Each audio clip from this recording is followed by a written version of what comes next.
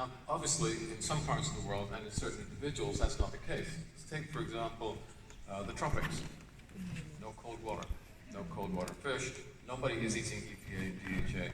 And when you go to Africa and India, you can find people who've got extremely high 6:3 ratios and doing perfectly fine. How is that possible? Well, humans are really, really complicated. We are opportunistic omnivores. We can eat all kinds of things. That's, in fact, one of the reasons for our evolutionary success. I mean, take a panda, for example. That panda cannot leave the bamboo grove because all it eats is bamboo shoots. Well, we can eat bamboo shoots as well. We go to the Chinese restaurant. But if we choose to, we can also eat the panda. We can eat everything. I don't recommend it.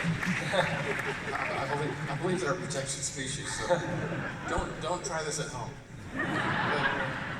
But the point is, this inflammatory sequence can be modified at other parts.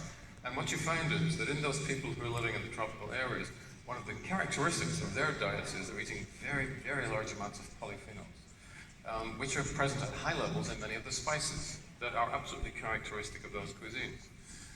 Now, polyphenols don't stay in the body for very long. You metabolize them, you break them down. Some of the metabolites are active, and this also acts on the microbiota. It's all very complicated.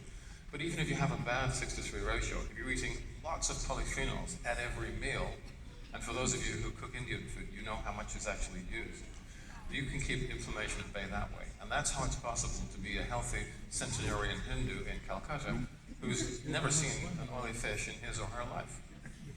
Also, there are people in the West who are eating that kind of diet, who've brought that kind of diet with them. They're protecting themselves in a different way. And that's what I was alluding to earlier when I said, our balance test is important. And in pragmatic terms, it's really useful in the temperate zones. It's not necessarily a globally appropriate tool, and it won't catch everyone. It's the best we have, and it really does work almost all the time. But that's really, in a long-winded way, the answer to your question. No, really good, really good. And